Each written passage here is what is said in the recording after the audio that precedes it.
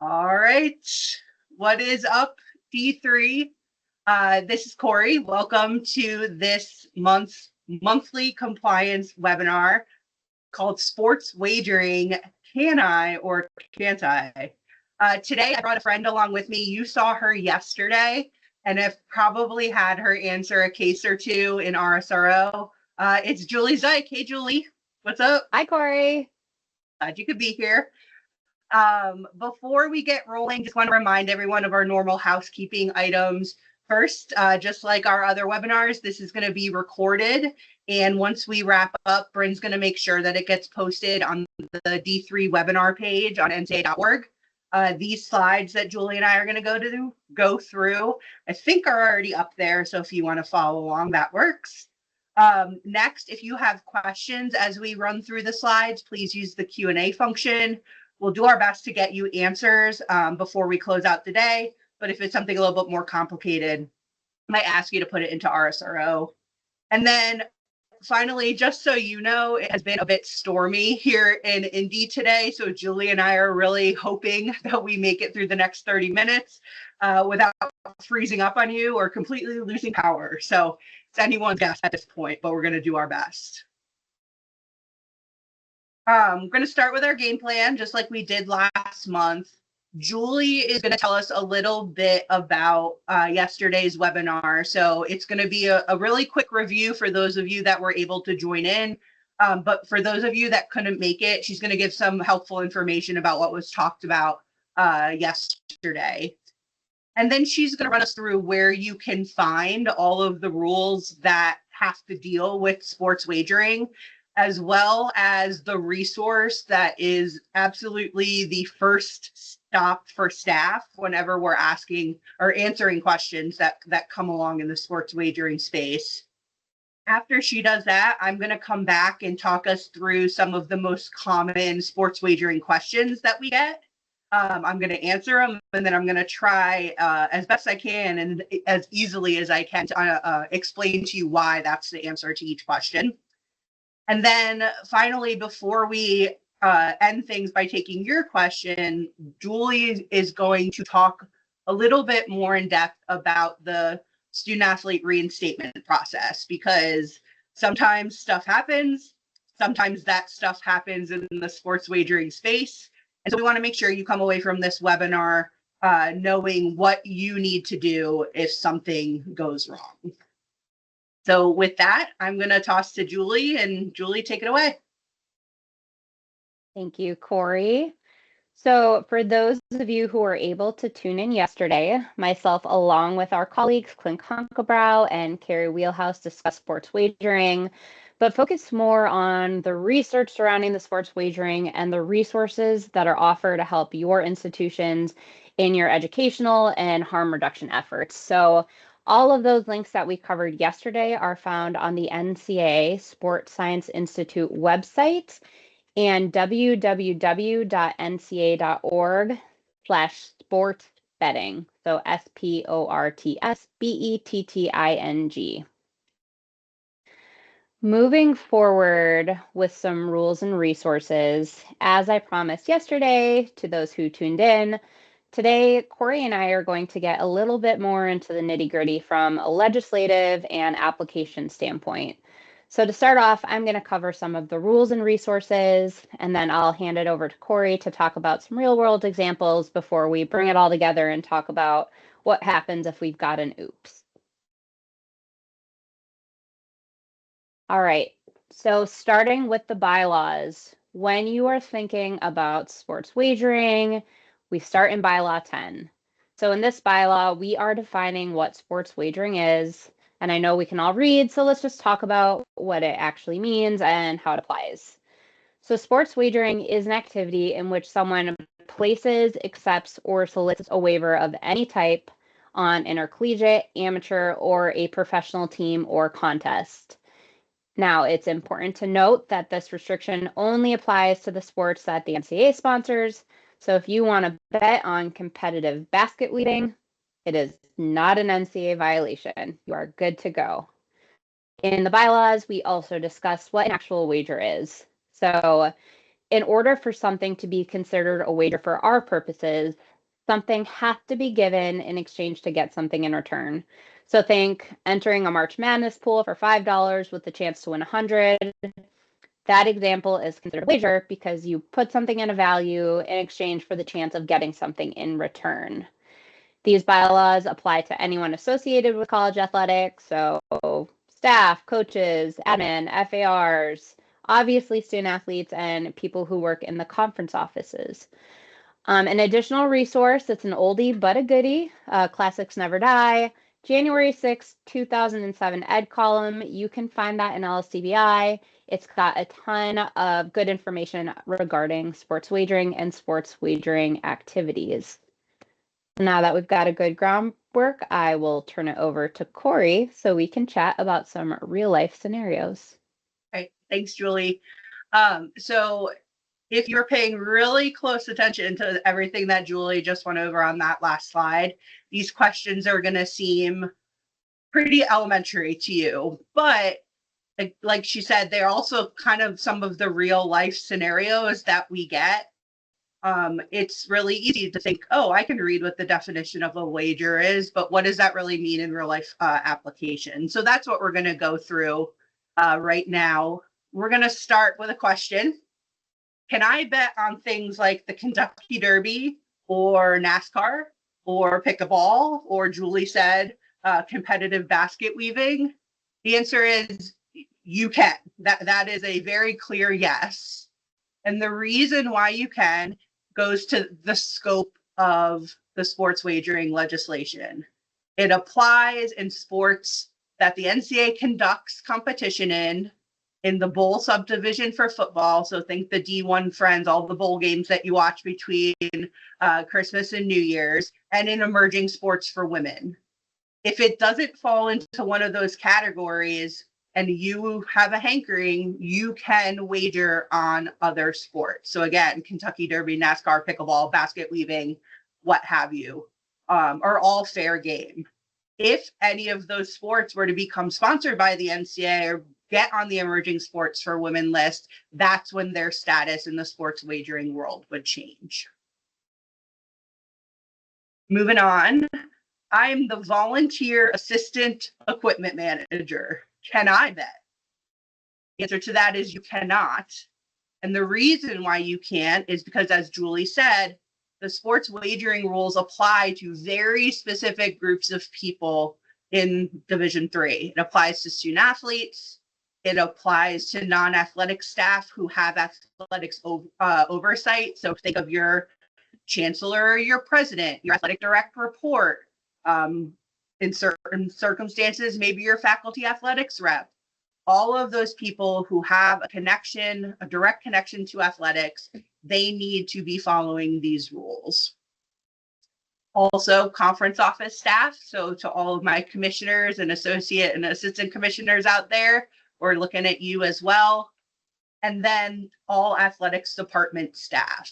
So even if you're a volunteer, you are on that athletics department staff, you've got to follow these rules.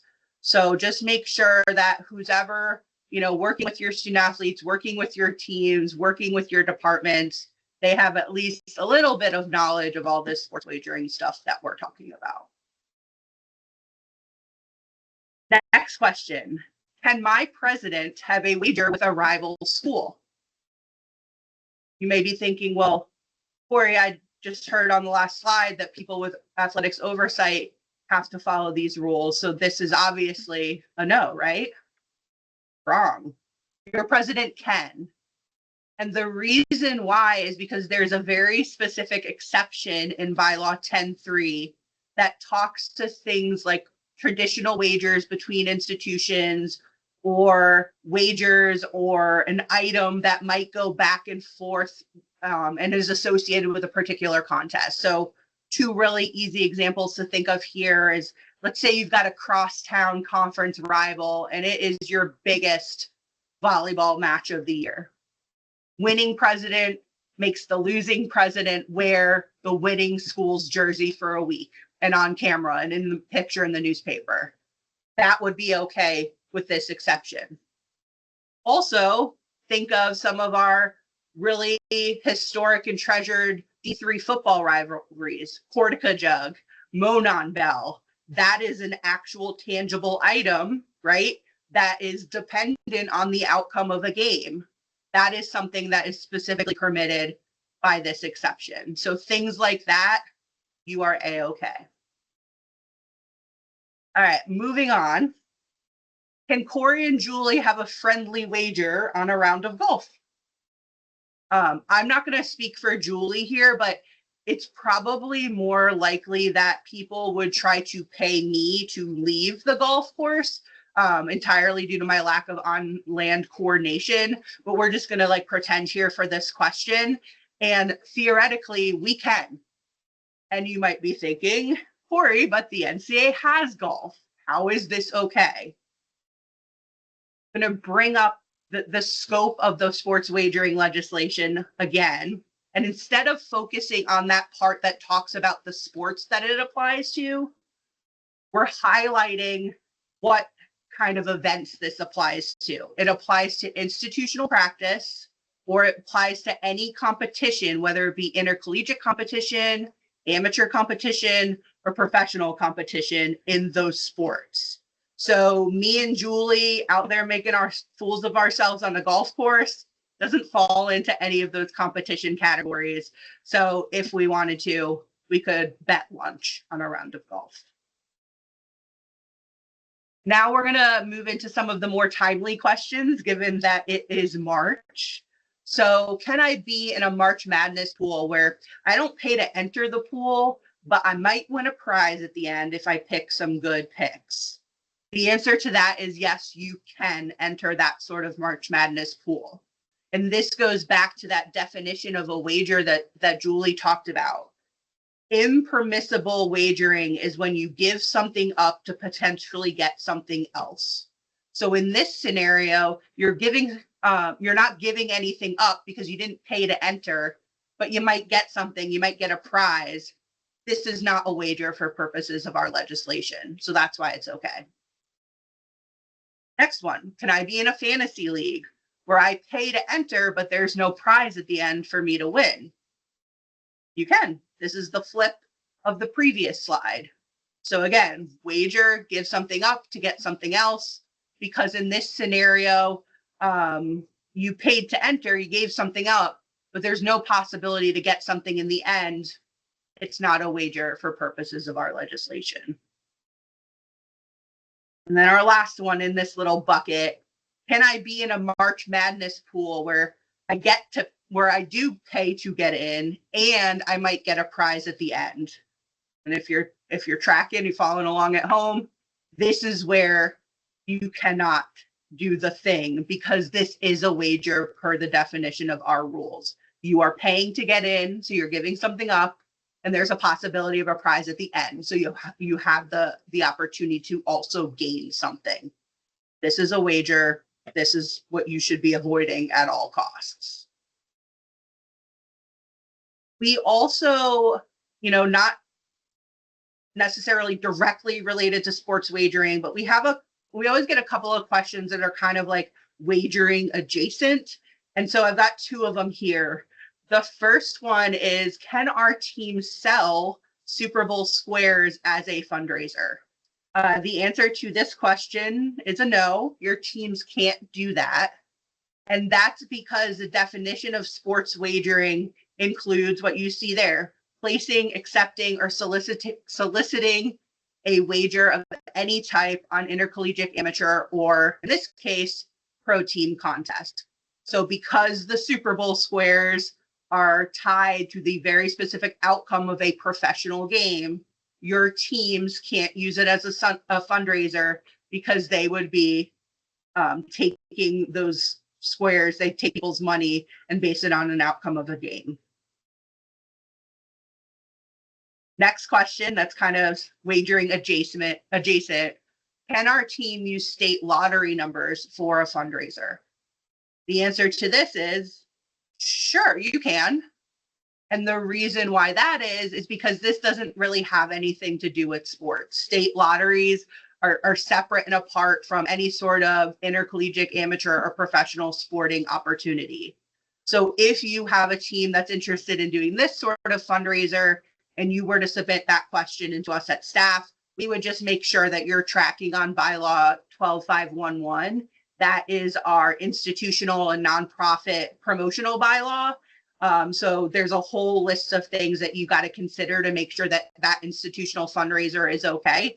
But the big one, and you see I listed it here on the slide, is to make sure that all of the money that would come in during a fundraiser like this goes directly to the institution, isn't earmarked for any specific student athlete on your team. My last question before I hand it back to Julie is, are you sure I can't bet on pro sports? I thought that was changing. And the answer is, I'm sure. For those of you that were at convention, you heard a ton about this. The sports wagering rules, so those bylaws and bylaw 10 that Julie talked about at the beginning of this presentation, those rules are common across all three divisions in the association. So if any one division wants to make a change, everyone has to be on board in order for that change to happen.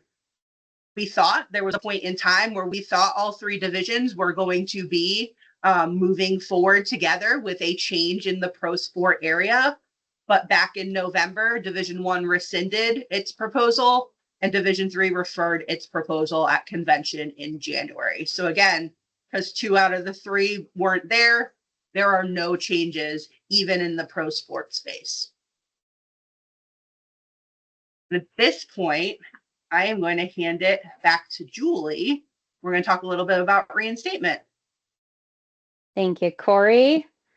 All right, so now that we've talked about what sports wagering is, some real life examples, let's say that you've got a student athlete who violated the legislation, and because, as we already covered, because all sports wagering activities, whether it's pro, whether it's college, are violations, that student athlete needs to go through the reinstatement process. And so as a staff, we totally understand that reinstatement is not something that you want to do. It's not something you do every day, and it's a little overwhelming. So here's a bit of advice. If you've got a student athlete who's gotten themselves in a bit of a pickle, just take a deep breath and piece together the story. So get the basic facts. How often were they wagering, and how much in total have they wagered? How did they get involved with the wagering? Have they won anything? Did those wins outweigh the losses? Did they have rules education, and did they understand that what they were doing was wrong? These are all questions that our staff is going to ask. And then once you get a good idea of the facts, you can start searching for case precedent in RSRO, searching under those reinstatement requests linked by the sports wagering bylaws, so the bylaws that we covered on the first slide. That'll give you a good idea of where staff has been in the past, and it might help you think of some additional questions that you're going to need the answers to going into that reinstatement process. Now you might be thinking, well, Julie, what if I can't find precedent that's on point? Like, what's the outcome going to be?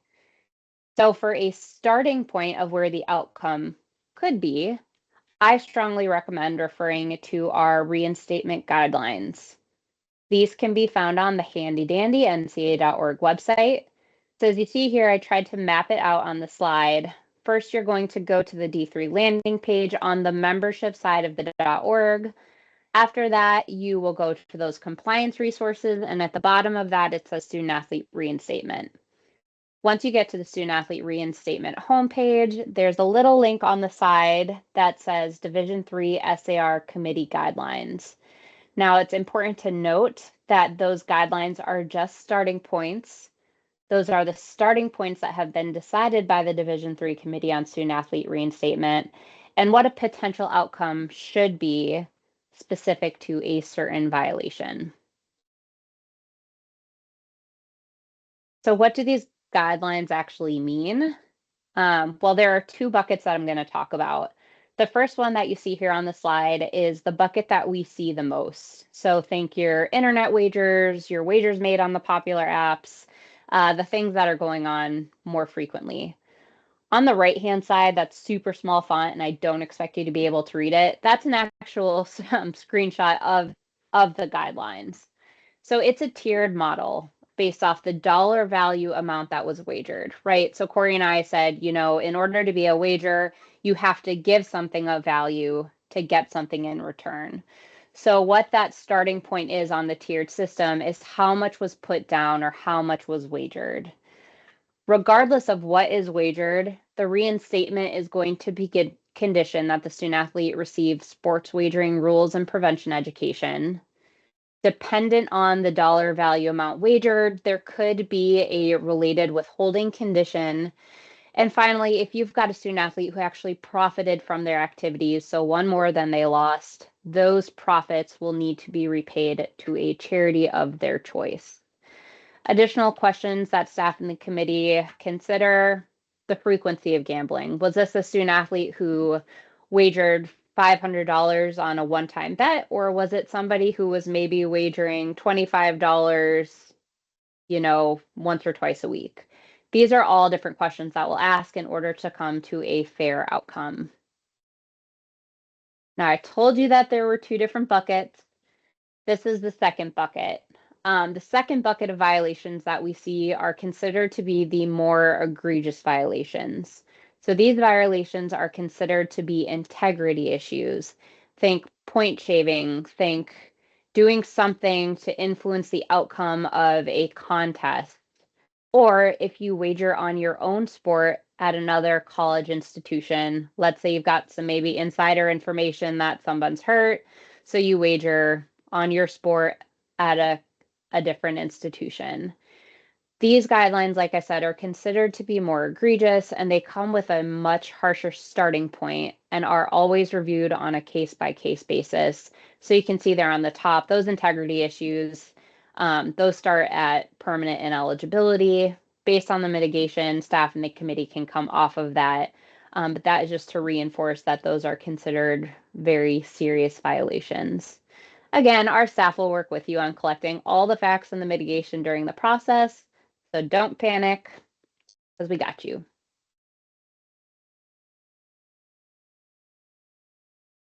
All right, we've made it to the end. I see a couple of questions in here. One's for me, one's for Julie. Julie, I'm going to ask you yours first, since it's related to what you were just talking about. So some of what we saw on the screen, we talked about like repayment and withholding. What does withholding mean? Yeah, that's a great question. So withholding means a number of contests that a student athlete cannot compete. So let's say, based on those guidelines, you've got a student athlete who wagered, let me pull up the guidelines so I can give you a real life example. Let's say you've got a student athlete who wagered $500. That guideline says that if you wager, the amount wagered is greater than 500 but less than 800, the committee could impose a 20% withholding condition. And what that would mean is you would look at your schedule, and whatever the calculation, 20% of those contests the student athlete could be withheld from, meaning they would have to sit the bench basically until they have satisfied the withholding condition and would be reinstated. Awesome, thank you. A couple of questions in the chat they're coming my way because they're related. Can you go over the admissions staff and how they are or aren't included in the group of campus individuals that these rules apply to? Great question. I would say if that admissions staff member also has responsibilities in the athletics department, let's say they're a coach who daylights as an admissions officer, that person would be expected to follow these rules. But if it's just someone who isn't connected to the athletics department, you know, they're not listed on your website, athletics doesn't pay them at all, I would not worry about your just general run-of-the-mill admissions officer unless they have oversight of your department, right? Then that would put them in one of those other categories. The related question we got: how far do the rules extend to staff athletic staff members or institutional staff members with oversight or responsibilities within athletics that are doing media or maybe have a podcast where they discuss sports wagering, is it permissible if they aren't placing any bets and or discussing college sports betting?